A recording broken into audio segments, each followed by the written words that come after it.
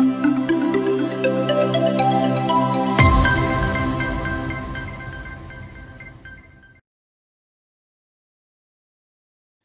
and welcome to Daily News Simplified, the what, why, and how of newspaper analysis from the perspective of UPSC examination. Today we are going to cover the Hindu newspaper dated 28th of January 2020, Delhi edition. The articles which we are going to cover today are displayed on the screen. Let's now begin with the discussion. The article Abolition Politics appears on page number 10. Now, the article deals with the news arising from Andhra Pradesh as the Legislative Assembly of Andhra Pradesh has passed a resolution in favor of abolition of Legislative Council of the same state. Few other states have recommended just the opposite, and that is the creation of legislative councils. For example, Rajasthan, Assam, Odisha, and Madhya Pradesh have passed a resolution for a revival of legislative councils in these states. So you can see the two trends going parallelly in the country right now. Various states having legislative councils are deliberating the abolition, whereas the states not possessing a council are deliberating of having one. So before going into the utility of the councils and arguments for and against having such councils, we shall first deal into the constitutional provisions related to creation, abolition, and composition, as well as the legislative powers given to these legislative councils in the Constitution of India. But before that, let us analyze a question asked in Prelims 2015. Consider the following statements. The Legislative Council of a state in India can be larger in size than half of the Legislative Assembly of that particular state. And statement 2 reads, the governor of a state nominates the chairman of legislative council of that particular state. Now we shall go into the discussion and come back to this question again and see whether we were able to solve this question through this discussion or not. So as far as abolition or creation of legislative councils is concerned, the Constitution of India deals such matters in Article 169. And such a process begins at Legislative Assembly of the state, which has to pass a resolution to that effect, whether it is of creation or of abolition. Remember that such a resolution has to be passed by a special majority, which means that majority of total membership of the assembly and two-thirds of the present and voting. Now, as soon as such a resolution regarding creation or abolition of legislative councils is passed from the assembly, then Parliament has to enact a law. So the final creation or abolition of councils takes place only after a law has been created by the Parliament. But keep into mind that the initiation of such a process comes from Legislative Assembly of that particular state. Now in the same Article 169, the Constitution says that such a law shall not be considered as an constitutional amendment for the purposes of Article 368. So far we have understood the process of abolition and creation of legislative councils. Let's now go and understand the composition of such councils if they are created in a particular state. Now matters dealing with the composition of legislative councils is dealt with in Article 171 of the Constitution of India. Now Article 171(1) puts a limit on the maximum as well as the minimum strength of a legislative council, and as you can see that it has been fixed to 1/3 of the total members in the legislative assembly of that state. So for example, if a state has 300 MLAs, so the upper limit of the legislative council shall has to be 100 and the minimum limit has been fixed at 40. So anywhere from 40 to 1/3 of the total number of MLAs has been fixed as the total members in the Legislative Council. However, the exact number of members of Legislative Council is given by the law enacted by the Parliament. Let's now talk about the composition of the Legislative Councils, which has been provided in the same article. The composition of the Legislative Council consists of 5 different groups. Now, the first group consists of the members of the council elected by the electorate consisting of members of municipalities, district boards, and such other authorities as the Parliament may by law specify. The second group is constituted by the residents of the state who are 3 years graduate of any university in territory of India. The third group is constituted by teachers of at least 3 years in that particular state. The fourth category is the members of the council elected by the members of legislative assembly, that is MLAs. And the fifth category is nomination of the members by the governor, just like the nomination of members of Rajya Sabha by the president. And it is important for us to understand the categories under which the member shall be nominated to be a member of council. And the nomination shall be based on the criteria that such person shall have special knowledge or practical experience in respect of such matters of the following, namely literature, science, art, cooperative movement and social service. So these are the 5 fields from which people can be nominated into the council by the governor.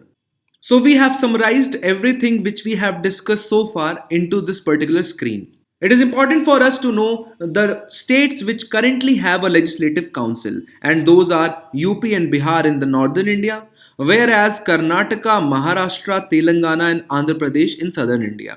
Now it is easy to remember these 6 states because UP and Bihar are neighboring states in the north, whereas Karnataka, Maharashtra, Tamil Nadu and Andhra Pradesh are neighboring states in the southern part. So it becomes easy if you keep the map of India into the mind. As we just discussed, the creation and abolition of legislative council in the state initiates from legislative assembly, which passes a resolution with special majority, and after the passage of such a resolution from the legislative assembly, the parliament may by law either create or abolish such a council, and this shall not be considered as an amendment of the Constitution of India.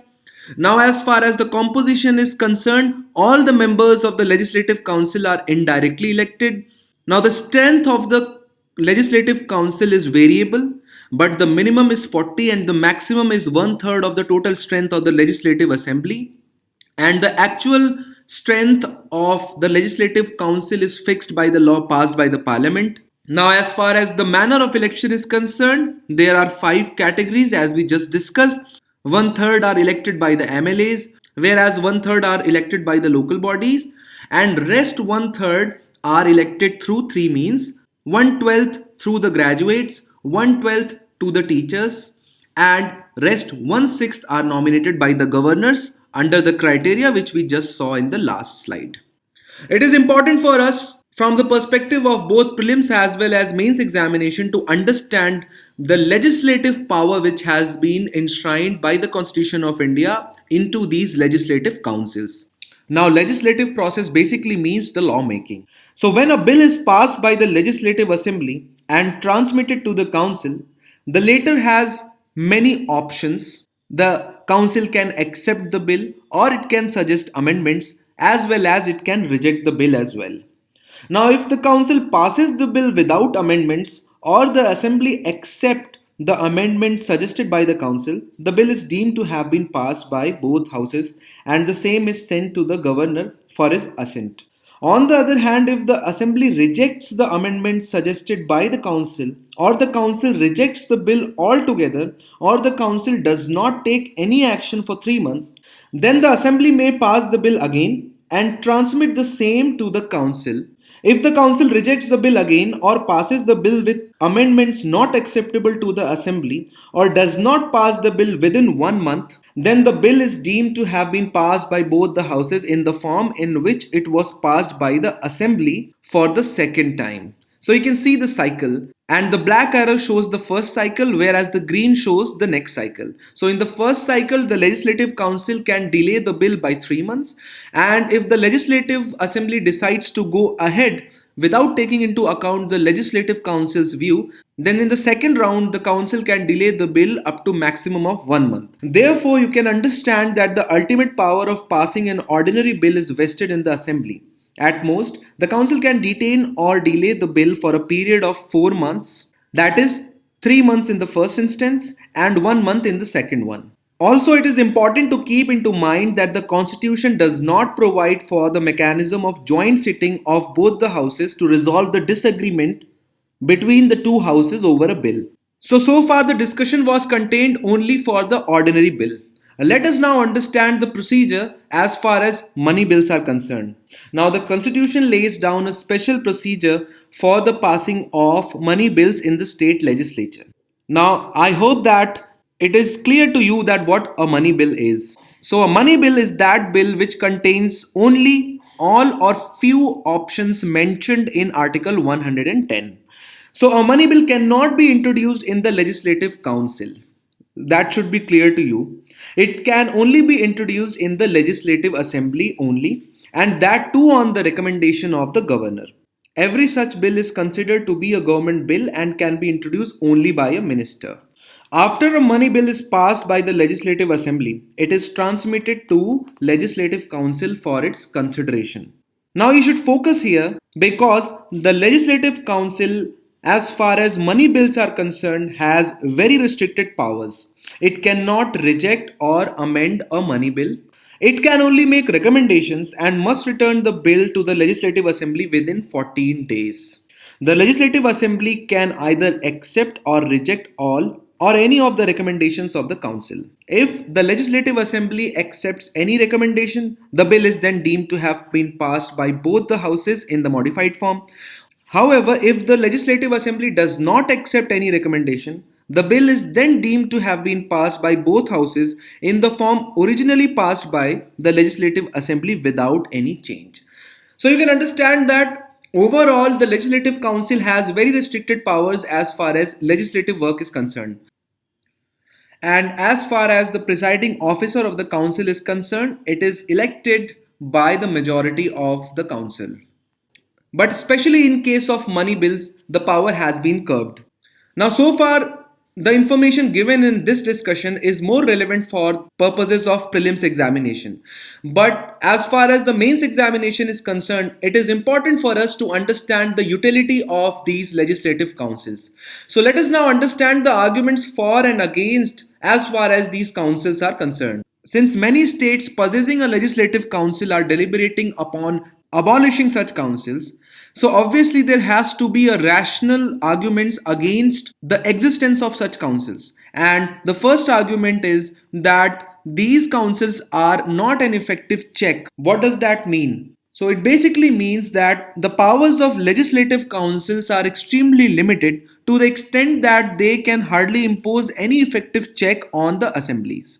Whether a bill is liked by the council or not, it doesn't matter. It can only delay that bill but cannot stall the passage of that bill. And hence, it is not an effective check on hasty legislations.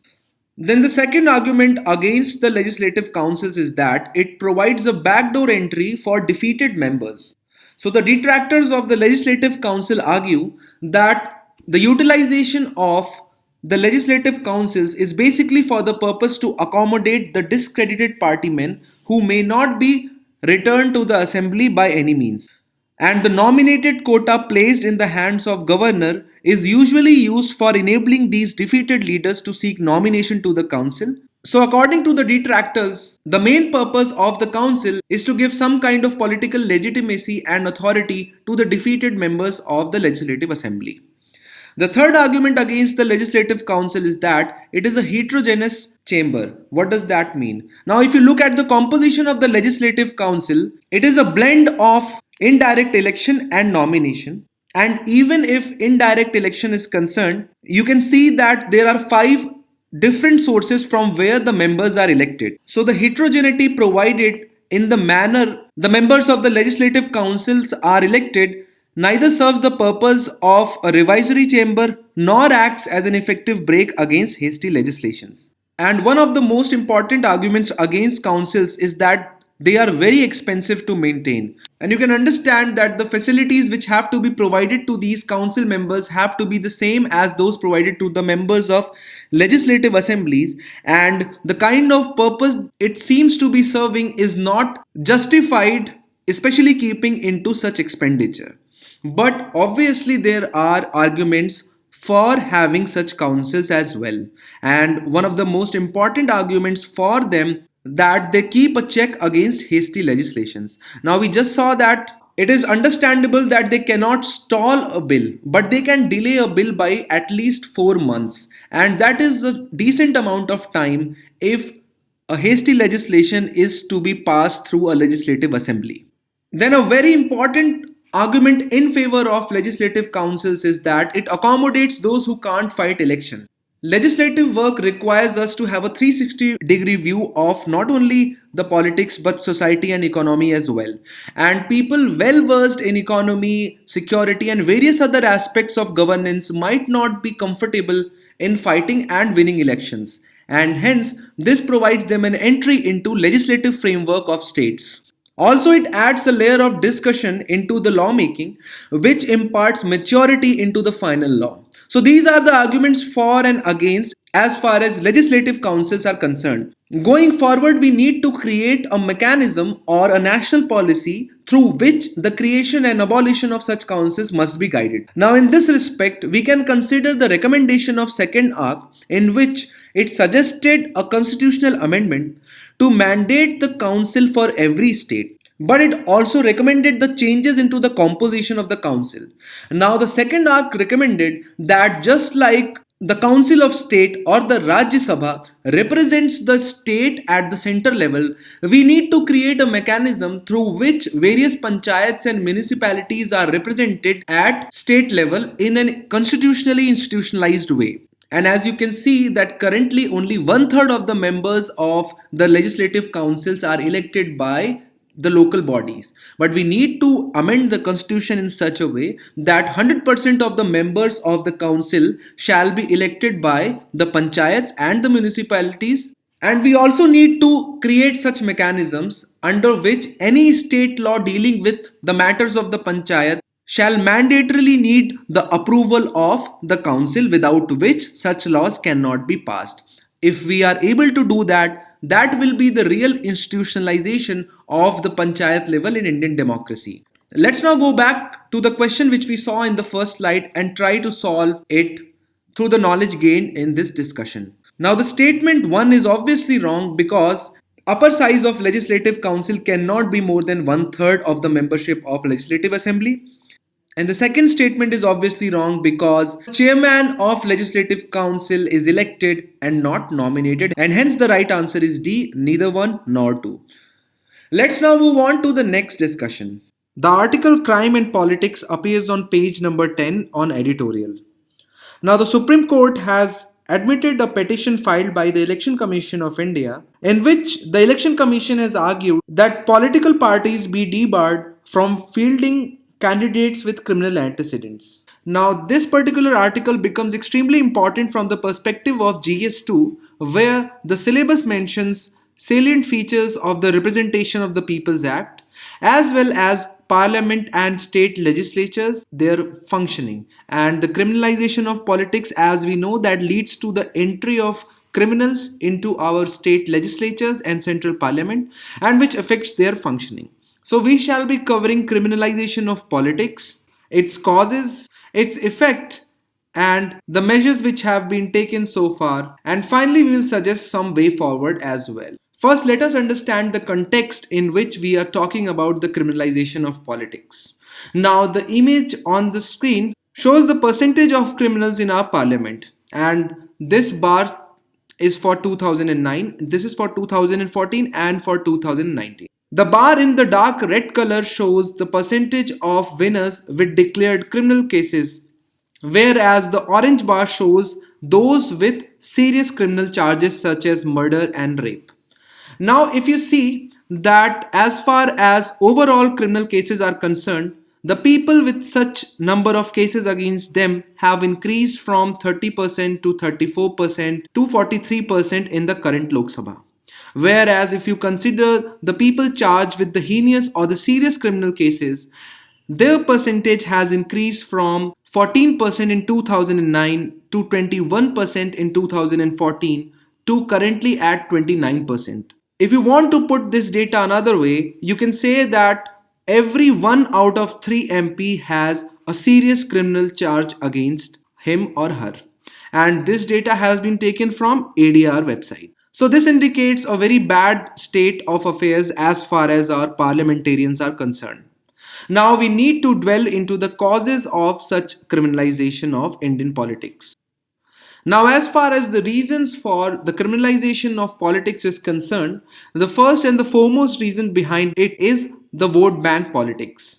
Now, vote bank politics is, that a block of voters that form a single community and act very loyally towards the members of their own community or their own ethnic groups. The dominance of vote bank politics in India means that the voters ignore all other negative characteristics of the contestant and just focus on his or her identity, and which leads to the selection of criminals.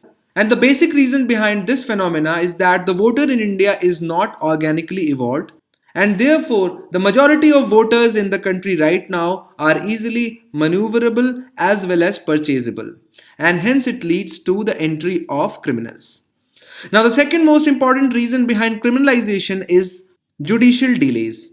The data from the Association of Democratic Rights, which we just saw on the last slide, shows that around 30% of the MPs have the criminal charges pressed against them. And obviously, the judicial process is not able to keep pace with the rapid pace at which these cases are being filed. And since the delays range from anywhere around 10 years to 20 years, by then the criminal person who has become an MP has already served at least 3 or 4 consecutive terms into the parliament. Then next comes the legal issues or the loopholes in the current legal framework.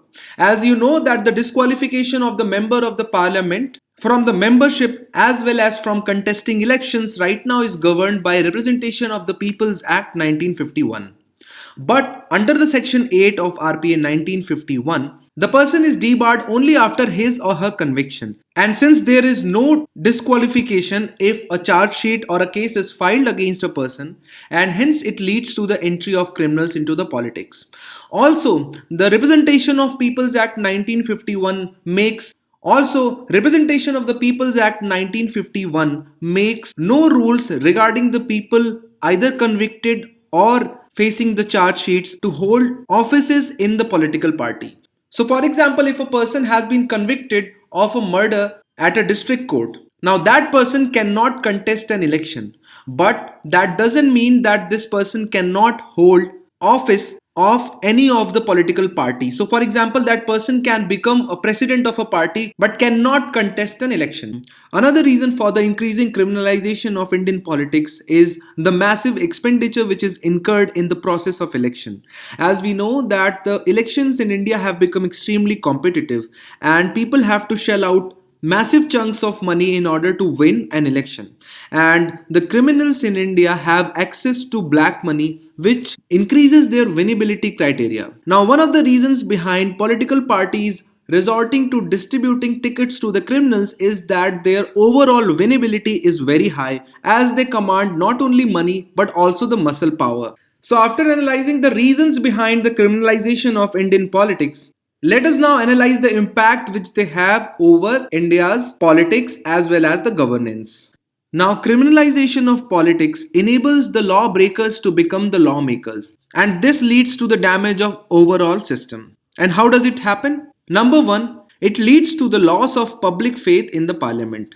Now, as you know that parliament enacts laws for overall country. The legitimacy of the laws are basically derived from the authenticity of the members of the parliament. And if people start losing the trust and faith in the parliament, there shall be no rule of law in the country. The second most important impact which criminalization of politics has is that it leads to distorted lawmaking. The simple example can be that a parliament housed by criminals would never lead to the passage of a bill which shall decriminalize the politics. So for example, if a person brings up a bill which talks about disqualifying a person as soon as a charge sheet is filed against him or her, and if the same house has around 30% MPs who are serious criminals, then that lawmaking body would never pass that bill. And hence it is easy to understand how criminalization leads to distorted lawmaking. And third and the most important impact of criminalization is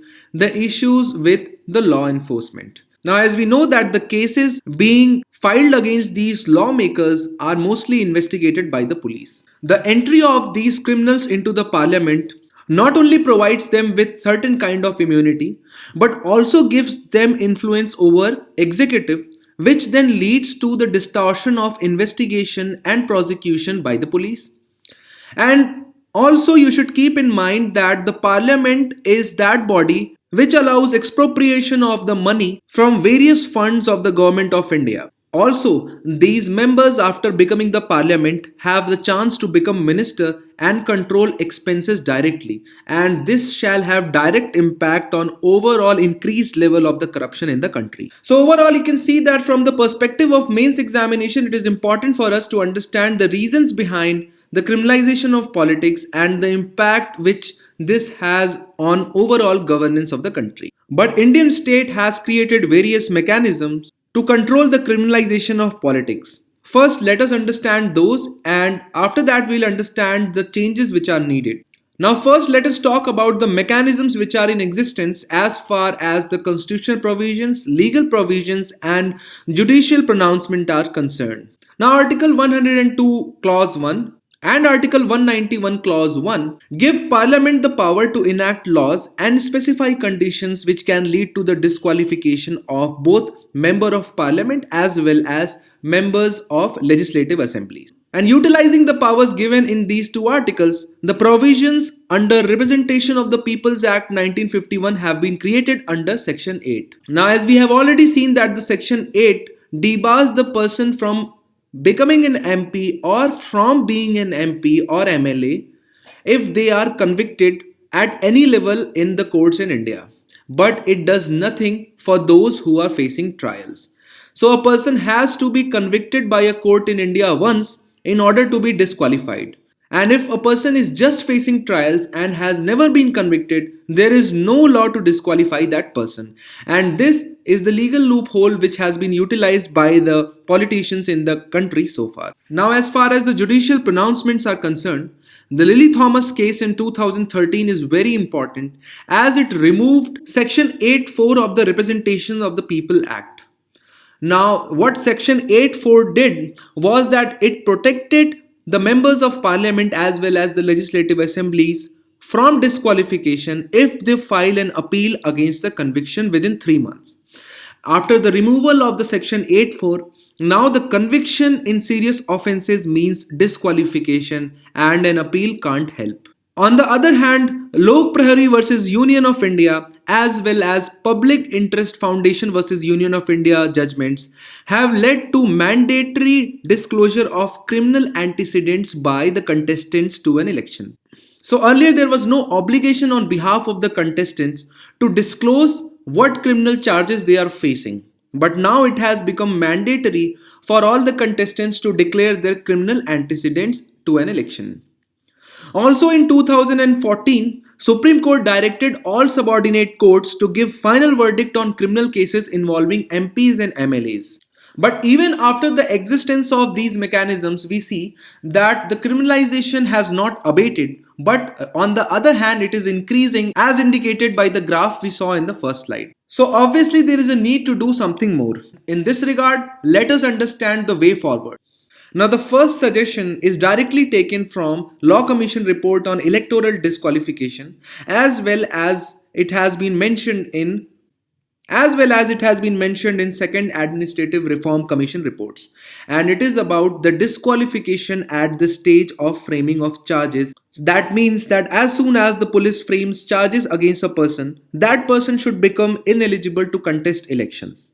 And with regard to the political usage of such mechanism, certain safeguards have also been suggested in the second arc. And the second suggestion deals with the amendments to the Representation of the People's Act 1951, under which the criminals who are convicted as well as facing charges should be debarred from holding any party office in India. And if these two changes are made in the current legal framework, this shall significantly reduce the number of criminals participating in our democratic process. Now, this whole discussion is extremely important from the perspective of mains examination, although not so much from the perspective of prelims examination, except for the fact that you have to memorize the Article 102 and 91 as they deal with the disqualification of the persons from parliament and state legislature. Let's now move on to the next article. The article appears on page number 1.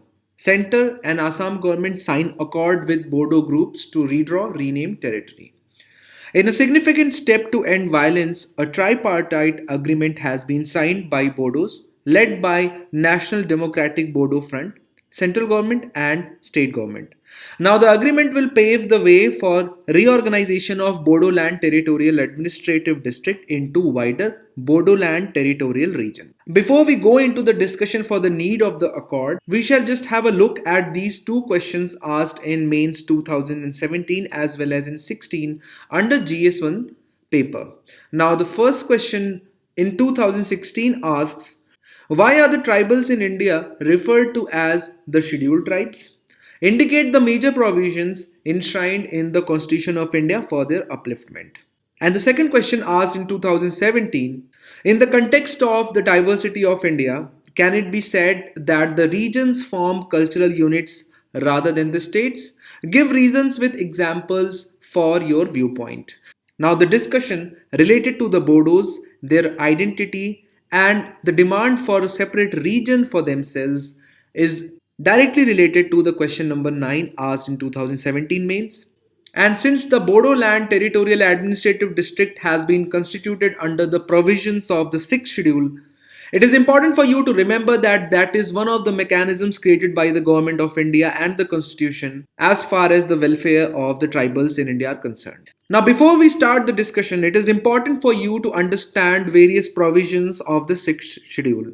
And today we are not going to discuss these provisions as they have been discussed in DNS dated 29th of September 2019 by Nagin sir, and various provisions of the 6th schedule dealing with the states in which it is applicable and creation of autonomous districts and autonomous regions by the governor and the powers of the governor and president has been discussed. So it is advisable that you go through that video first if you are not already aware of such provisions. Let us now discuss the Bodo issue in detail. Now first have a look at some of the important ethnicities of Assam. Now I would caution here that these are not all of them and just few of them. As Assam is extremely diverse, it is difficult and beyond the scope of our capabilities to remember all of them. So starting with the Bodos, which are mainly concentrated in the northern regions of the Assam bordering Bhutan. Then Assamese speaking Ahom mainly dominate the Brahmaputra valley. Then Karbis towards the south in Karbi Anglong and Dimasa in Dima Hasao district. So this is just an example to show you how diverse Assam is. Now as a result of this pluralistic and extreme diverse characteristic of Assamese society, Assam has been a hotbed of regionalism and sub-regionalism since independence. Now, as a result of ethnicity-based imbalances in Assamese society, the assertion of sub-regional identities have taken place and they have been exacerbated mainly due to the issues dealing with the control over land, exploitation of resources, issue of outsiders, and you know that NRC is a reflection of the same issue, and then unemployment and lack of development. Now, Bodoland represents one such ethnicity-based regionalistic undercurrent in Assamese society. Now, before going into the Bodos and issues dealing with the Bodoland in detail, first let us understand two things about Bodos. Now, they are mainly plain-dwelling ethnicities, and they are distinguished from rest of the Assamese society on the basis of distinct ethnicity as well as the language. Another information from the perspective of prelims examination for 2020 is that Bodo is one of the languages mentioned in the 8th schedule of the Constitution of India. Let us now start discussing the main issue which has given rise to the current accord between the Government of India, the Government of Assam state and the Bodos. Now, the beginning of the tussle between the Bodos and rest of the Assam started in 1962 when Assamese was declared the official language of Assam and was made medium of instruction in the universities. Now, obviously, fearing the dominance of Assamese speaking populace, Bodos have been asserting their identity for a separate state of Bodoland since 1970. Now, the demand was to create Bodoland carving out Kokrajhar, Dhubri, Bongaigaon, Barpeta, Nalbari, Kamrup, Darang, and Sonitpur districts of Assam. There has been a violent separatist movement that was launched by Ranjan Daimari of Bodo Land Security Force in 1980s and 90s. Now, responding to the Bodo Land movement, the Assam government signed Bodo Accord in 1993, leading to the creation of Bodo Land Autonomous Council. But the creation of this council did not lead to the abatement of the violence in Bodo areas, and mainly due to intra-factional differences, the issue was not resolved and violent movement continued, spearheaded by National Democratic Bodo Land Force under Ranjan Daimari. In 2003, another attempt was made to induce peace in this region when Bodo Territorial Area District BTAD was carved out under the provisions of the 6th schedule of the Constitution of India, and under BTAD, 4 districts of Kokrajhar, Chirang, Baksha, and Udalgiri were included. And you might be aware with the provisions of the 6th schedule that it leads to a greater autonomy, and it was expected that such an arrangement will lead to peace and prosperity in the region. However, this arrangement has also not resolved the issue. Now, let us understand why. Now, there are two reasons to it. Now, the first is that the Bodo Land Territorial Area District is inhabited by not only Bodos but other people as well who form the majority of such region. And non-Bodos include Muslims, Assamese and Bengali Hindus, Koch Rajbhangis and Adivasi who together constitute around 70% of the people inhabiting the BTAD. As a result, whenever there have been attempts to reconcile with Bodos, be it 1993 or 2003, the other groups have responded very violently. Also, you should note that significant Bodos live outside Bodo Land Territorial Area District. It is important to note here that Bodos are not only concentrated in BTAD, but there are significant population which is spread outside the area governed by the BTAD. So there has been a continuous demand from the Bodos to include those areas into BTAD and exclude those areas from BTAD which are significantly inhabited by the non-Bodos. And such demands have been mainly led by the non-Bodos. And these two main issues have led to the Bodo Peace Accord 2020, which was concluded yesterday. And the main provisions of Bodo Peace Accord 2020 are that there shall be a reorganization of Bodo Land Territorial Area District into a wider Bodo Land Territorial Region.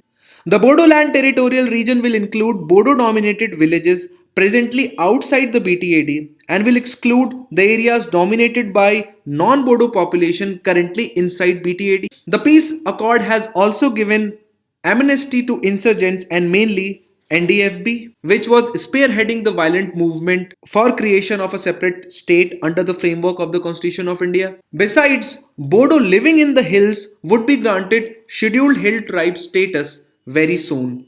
So these are the 5 main important points of Bodo Peace Accord 2020. Now this particular peace accord also shows or reflects upon the flexibility offered by the Indian federalism. Now you might have read the constitution and seen the arrangement or the distribution of the power between the state and the center. But various provisions of the Indian constitution, mainly the 5th schedule, 6th schedule, Article 371 and the recently abolished Article 370 have shown that Indian constitution has the capability to adapt to the local situation and modify it suitably.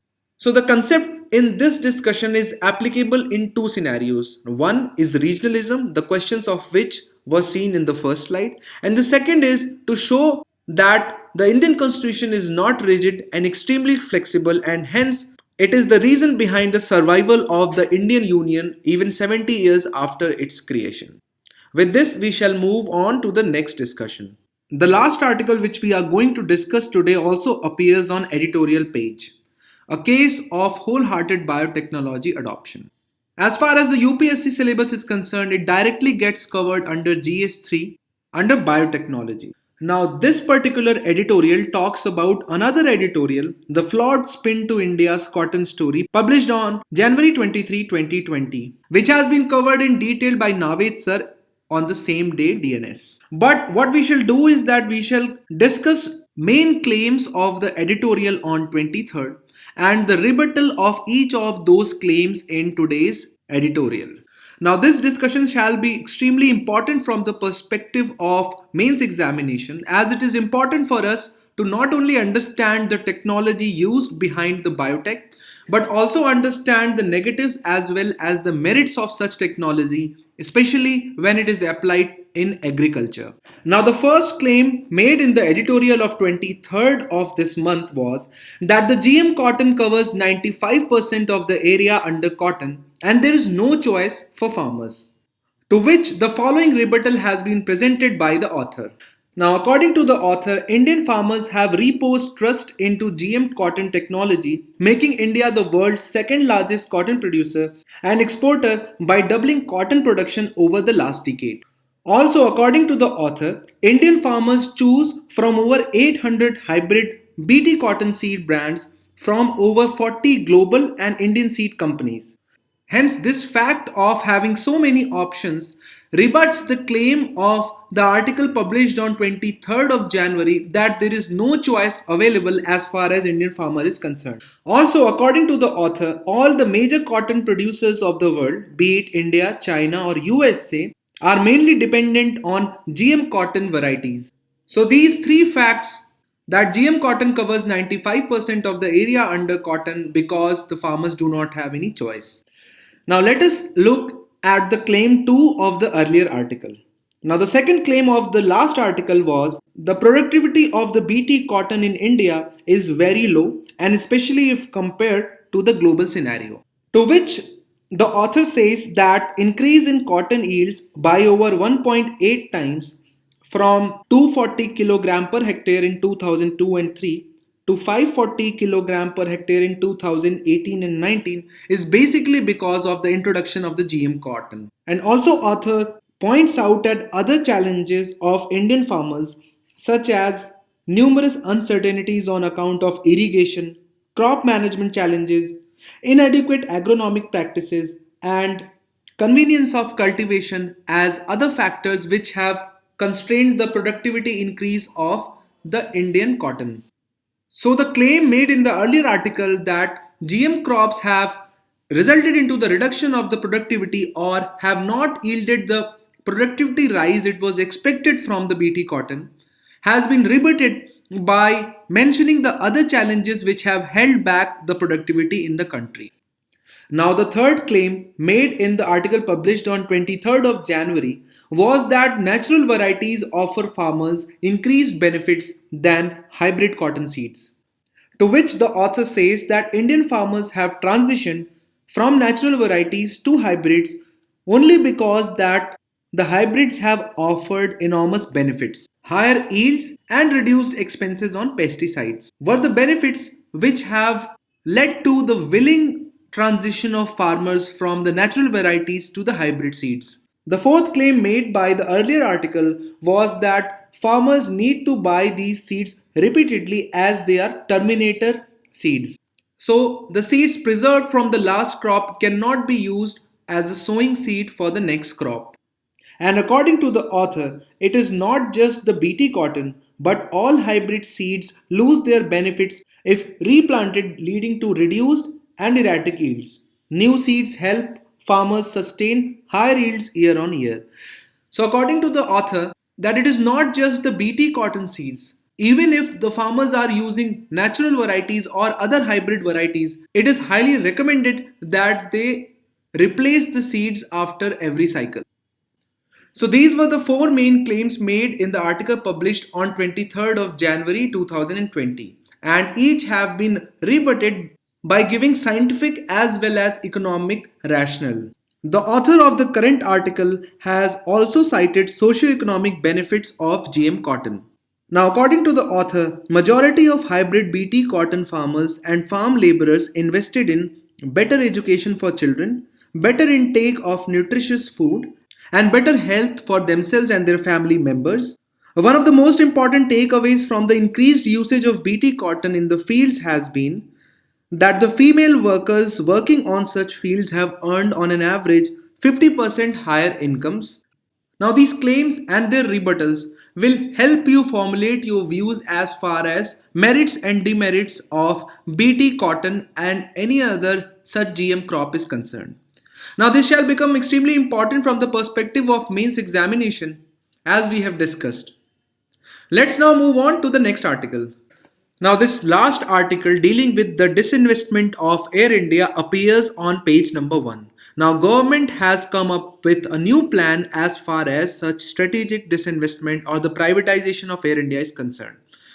Now we are not going to discuss this article. There are two reasons for it. Now the first is that this is a developing story and we need to wait for editorials and articles appearing in the news, and also because the disinvestment related to other government owned companies have been recently discussed in great detail by Arun sir. So in DNS dated 22nd of November 2019, a news regarding the privatization of BPCL had appeared, and the reasons why strategic disinvestment are needed was discussed. Then the basics about strategic disinvestment, which means how to define it, what does it mean. Also in the same DNS, the background of disinvestment in India was discussed starting from liberalization in 1991, and then the advantages as well as the concerns regarding the disinvestment regime in India were also discussed. And you should note that advantages and the concerns remain the same whether we are talking about Air India or BPCL. Those are not going to change. And it is important for you to revisit the DNS done by Arun sir on 22nd of November 2019. With this, we come to the end of this DNS. Let us have a look at questions for prelims examination. So the first question is, consider the following statements with reference to Article 191. Now this was discussed in the DNS today. The statement 1 reads, it provides for the disqualification of MLAs from membership, which is correct. And the second statement reads, under the article only legislature can enact such law, which is incorrect as under Article 191, Parliament is empowered to enact such a law, and hence the right answer is A, 1 only. The second question is, consider the following statements regarding legislative councils. The statement 1 reads, the provision for their creation and abolition have been provided in the Constitution, which is correct. And the statement 2 reads, Article 171 deals with the composition of the councils, which is also correct, and hence the right answer is both 1 and 2 C. With this, we have come to the end of today's DNS. Let's have a look at the question of the day. The question of the day for the 27th of January 2020 was, which of the pairs given below are correctly matched? Option 1, subsonic missile 0.9 Mach, supersonic missile above 3 Mach, and hypersonic missile 5 or more Mach. And right answer is B, 1 and 3 only. Today's question of the day reads, consider the following statements with reference to Assam. Option 1, BTAD is the only 6th scheduled region in the Assam. Statement 2 reads, Assam has some 5th scheduled areas as well. The options are A, 1 only, B, 2 only, C, both 1 and 2, and D, none of the above.